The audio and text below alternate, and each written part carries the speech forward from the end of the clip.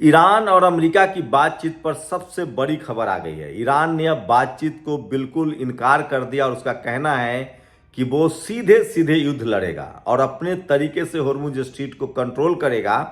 उसे अमेरिका से अब बातचीत करने में कोई दिलचस्पी नहीं है। दरअसल रिजीम चेंज का जो डोनाल्ड ट्रंप बात कह रहा था, उसके जांच चल रही थी। लगातार अमेरिका के डोनाल्ड ट्रंप राष्ट्रपति हैं, वो कह रहे थे कि हमने ईरान में रिजीम चेंज कर दिया है। अरागची और पजिस्कियन को लेकर उनकी राय थी कि वो दोनों उनके आदमी हैं। सोचिए, वहीं खामनेई जिनकी शहादत हो गई और लाराजानी, ये दोनों जो थे वो अमेरिका से बातचीत के पक्षधर ही नहीं थे। तो डोनाल्ड ट्रंप जो लगातार कह रहा था कि ईरान में हमने रिजीम चेंज कर दिया है, तख्ता पलट कर दिया है, क्या ये सच था? अब खबरें छन छन कर बाहर आ रही है। अरागाची, जिसको सॉफ्ट कॉर्नर नेता माना जाता है, अमेरिका के वो प्रशंसक माने जाते हैं और बातचीत के पैरोकार माने जाते हैं। अब उनको धीरे धीरे IRGC, जो ईरानी रिवोल्यूशनरी गार्ड है, उसने उनको साइड कर दिया अरागची को। आपने विदेश मंत्री के तौर पे सुना होगा अरागची का बयान। शुरू में जब तक खामनेई थे तो वो सख्त थे। अब कहा जा रहा है कि मुस्तफा खामनेई, जो कि खामनेई के पुत्र हैं, जो ईरान के प्रमुख हैं, उसने वो जगह को पूरी तरह से ले लिया और कहा कि अब अमेरिका से कोई बातचीत करने की जरूरत नहीं है। साथ ही पजिस्कियन के बारे में भी कहा जाता है कि ये सॉफ्ट नेता है। दुनिया भर से लोग सवाल पूछ रहे। ईरान में सवाल पूछा जा रहा था कि जब खामनेई की हत्या कर दी गई, जब लारिजानी को मार दिया गया, जो खामनेई के रिश्तेदार भी थे, तो आखिर पजिस्कियन पर और अरागाची पर क्यों नहीं कोई हमला हुआ? वही कहा जा रहा है कि जो लोकसभा के स्पीकर हैं, जो जहाज उड़ा के ले गए थे, वो भी सॉफ्ट माने जाते हैं। तो अब फिर से IRGC ने कंट्रोल कर लिया है और खामनेई के बेटे ने ईरान को पूरी तरह से अपने कंट्रोल में लिया और अब साफ कहा है कि अब अमेरिका से कोई बातचीत नहीं होगी। जैसे हम चला रहे थे देश को, वैसे ही चलाएंगे। अमेरिका से हम युद्ध करेंगे, उसे जो करना है करे। और इसी कड़ी में लगातार अब ईरान की तरफ से हमले हुए हैं। अमेरिका लगातार बड़ी सैनिक तैयारी कर रहा है। ईरान को पता चल गया, भनक लग गई है कि अमेरिका दरअसल बातचीत कभी चाहता ही नहीं है। उसे सीज फायर के बहाने समय चाहिए था और अरागची ये समझ नहीं पाए, पजिस्कियन ये समझ नहीं पाए और एक गलती हुई है। होर्मुज स्ट्रेट खोलने का फैसला कर लिया गया, एयर स्पेस खोलने का फैसला कर लिया गया। ये एक बड़ी गलती हुई है और उसके बाद ईरान ने अपने आप को बैक किया और कहा कि हम अमेरिका से कोई बातचीत नहीं करेंगे तब तक जब तक ये शर्तें हमारी न मान ली जाए। पहली शर्त क्या है ईरान की? पहली शर्त है कि अब समझौता हो कि हम पर कभी कोई हमला नहीं होगा और उसका जो ग्रांटर हो वो चीन और रूस हो। और ग्रांटर बनने के लिए चीन और रूस दोनों सहमत है। इसका मतलब क्या है? इसका मतलब है कि आगे से अगर अमेरिका ने कभी भी ईरान पर हमला किया तो रूस और चीन को ये ताकत हासिल होगी कि वो ईरान के साथ अमेरिका के खिलाफ लड़े। तो ये बड़ी एक रणनीतिक कूटनीतिक प्रयास है ईरान का कि हम पर जो ये जो ट्रीटी हो रहा है उसमें जो हमारा जो ग्रांटर होगा वो रूस और चीन होगा, ताकि भविष्य में अमेरिका कभी भी हमला करने की कोशिश ना करे। क्योंकि जो समझौता होगा, ट्रीटी होगा कि हम ईरान पर कभी हमला नहीं करेंगे, उसका ग्रांटर बनेगा रूस और चीन। और उसके बाद रूस और चीन को यह ताकत मिल जाएगी कि अगर अब ईरान पर अमेरिका ने हमला किया या इजराइल ने हमला किया तो उस युद्ध में स्वतः खुद ब खुद रूस और चीन शामिल होगा। यह चाहता है ईरान, पहला। दूसरा, ईरान चाहता है कि 270 बिलियन 300 बिलियन के आसपास जो हम पर हमला हुआ, जो हमारा नुकसान हुआ है, उसकी भरपाई अभी तुरंत अमेरिका करे, क्योंकि जो युद्ध में हमें नुकसान हुआ है वो आपको देना पड़ेगा। तीसरी बड़ी बात ईरान का कहना है कि हम न्यूक्लियर वीपन जो है वो बनाएंगे, तुम्हारे कहने से हम नहीं रोक देंगे। जब तक हमारे पास न्यूक्लियर वीपन है तभी तक हम सुरक्षित हैं। आखिर तुम्हारे पास भी तो न्यूक्लियर वीपन है, तभी तो तुम दुनिया को धमकी दे रहे हो। ये तीसरा सबसे बड़ा वो डिमांड है। चौथा डिमांड है ईरान का कि दुनिया भर में जो 11 लाख करोड़ की से ज्यादा की संपत्ति है ईरान की, जो वो तुम छोड़ो, तब आगे बातचीत होगी। और पांचवा डिमांड है कि होर्मुज स्ट्रीट में मैं जिससे चाहूंगा उससे पैसे लूंगा, जिसको चाहूंगा उसको फ्री में जाने दूंगा, क्योंकि वो मेरा जोन है।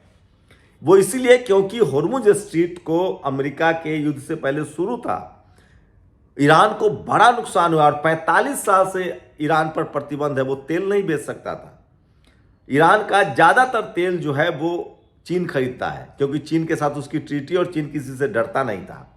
7 साल पहले भारत ने बंद कर दिया था। अब ईरान कह रहा है कि गैस और तेल मैं किसको बेचूंगा और किस करेंसी में बेचूंगा, ये मैं तय करूंगा।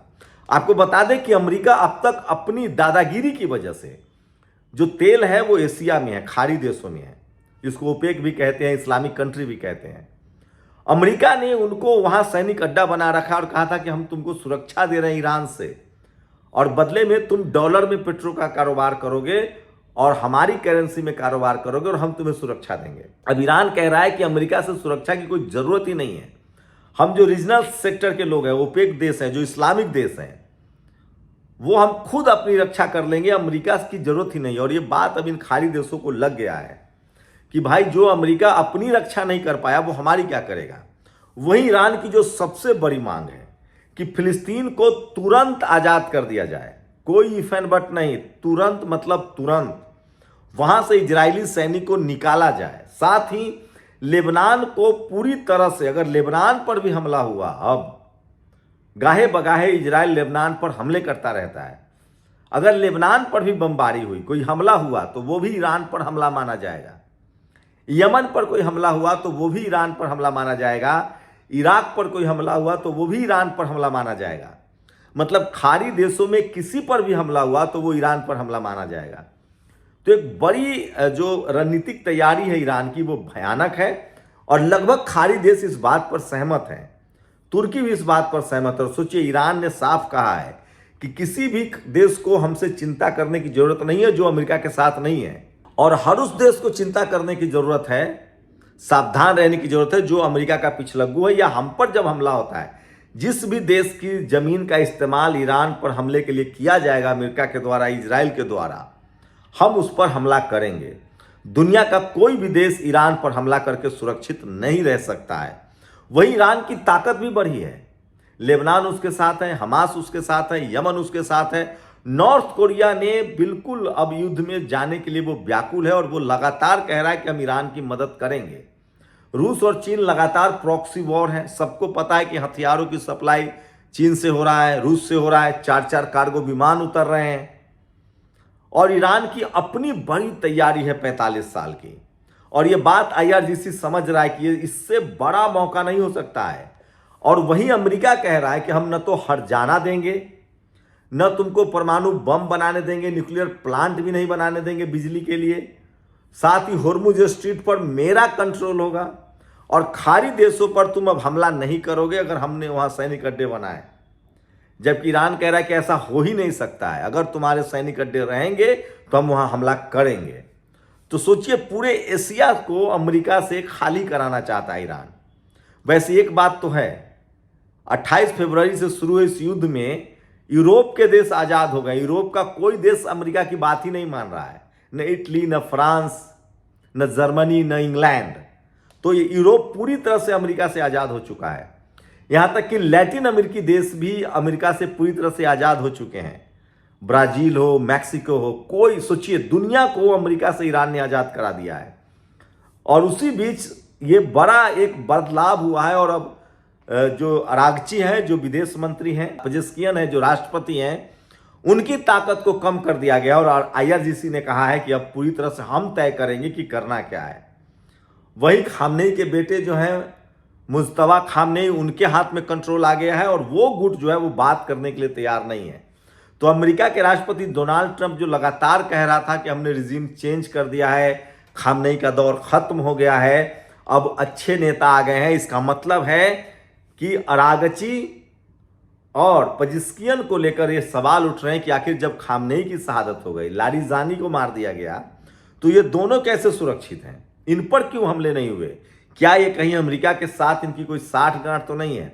ऐसे भी माना जाता है ईरान में कि अरागची और पेजेस्कियन जो है वो सॉफ्ट माने जाते हैं अमेरिका को लेकर और वो बातचीत के पक्षधर रहे हैं। लेकिन अब IRGC ने पूरा कंट्रोल ले लिया है और कहा है कि कोई समझौता नहीं होगा बिना ईरान की शर्तों। अब अगर अमेरिका को युद्ध रोकना है तो ईरान की शर्तें मानी जाएगी, अमेरिका की नहीं, क्योंकि हमला अमेरिका ने किया है और खत्म ईरान करेगा।